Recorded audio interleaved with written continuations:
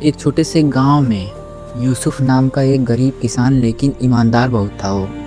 اس کے پاس زمین بہت تھی لیکن دل کا بہت بڑا تھا۔ یوسف ہر دن فجر کی نماز کے بعد اللہ سے دعا کرتا اور پھر اپنے کھیتوں کی طرف نکل پڑتا۔ وہ مانتا تھا کہ محنت عبادت ہے اور اللہ محنت کرنے والوں کو کبھی خالی ہاتھ نہیں لوٹاتا۔ یوسف کے پاس نہ تو اچھے اوزار تھے اور نہ ہی مدد کرنے والے مزدور۔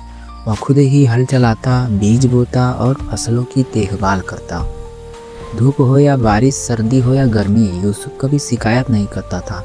جب لوگ اس سے کہتے اتنی محنت سے کیا ملے گا، تو وہ مسکرا کر کہتا رزق دینے والا اللہ ہے، میری ڈیوٹی صرف محنت کرنا ہے۔ ایک سال بہت سخت سوکھا پڑا۔ گاؤں کے زیادہ تر کسان مایوس ہو گئے۔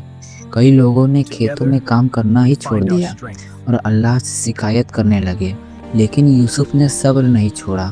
اس نے نماز اور دعا اور زیادہ کر دی۔ ہر شام وہ اپنے کھیت کے کنارے بیٹھ کر ہاتھ اٹھا کر کہتا ہے، اے اللہ تو سب سے بڑا رحم کرنے والا ہے، ہمیں مایوس نہ کر۔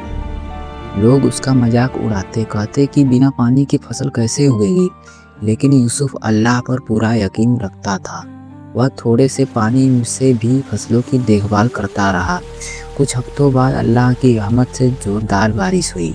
جن کھیتوں کو چھوڑ چکے تھے لوگ، وہاں کچھ خاص نہیں اگا، لیکن یوسف کے کھیت میں ہرے بھرے فصل اگ آئے۔ جب فصل کٹی تو یوسف نے سب سے پہلے زکوٰۃ اور صدقہ نکالا۔ اس نے غریبوں، ودھواؤں اور اناتھ بچوں کی مدد کی۔ اس نے کہا یہ سب اللہ کی دین ہے، اس میں میرا کچھ نہیں۔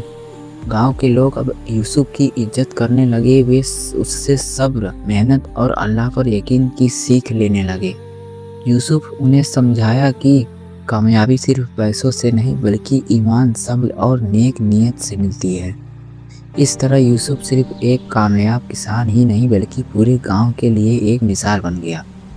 اس کی کہانی ہمیں سکھاتی ہے We find our strength.